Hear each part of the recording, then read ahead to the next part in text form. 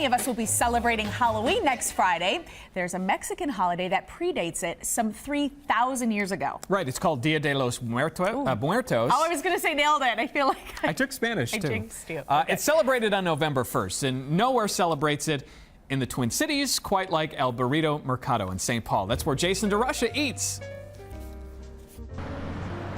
It has become a St. Paul landmark, but the story of El Burrito Mercado begins with a tiny little market 35 years ago. It was a little 800 square foot grocery store. Melissa Silva Diaz is the co-owner of El Burrito Mercado.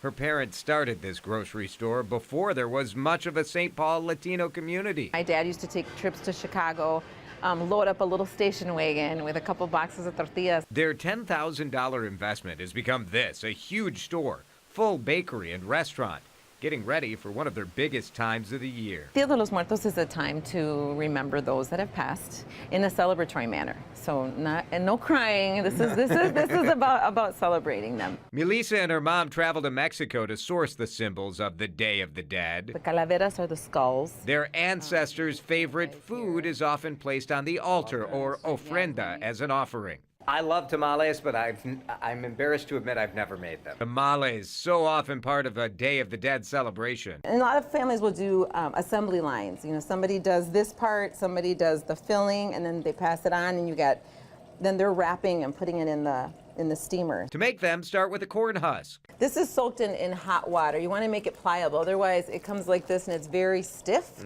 Then the masa, a dough made from ground corn. You could make your own masa, right? You can make your own masa. And you use this? And you use that, or you can come and buy the masa prepared like this.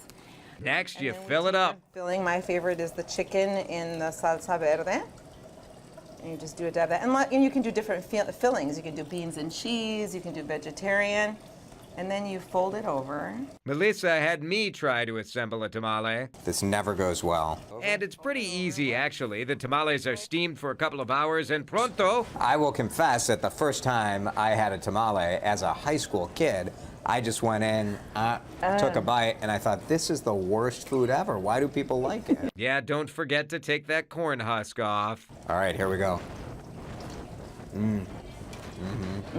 Yeah. 35 years after Tomas and Maria Silva opened a small St. Paul Mercado, the family still runs the business, sharing their culture and their food with Latinos and beyond. I just love that I get to do that through the store. I mean, I really love what I do. That's really great. So Dia de los Muertos dinner, that's Sunday, November 2nd. There's music, tequila flights. They have a sugar skull decorating contest, $40 per person. Cool. And Melissa and her mom teach that tamale class 2 sessions later this month. All the details are at WCCO.com.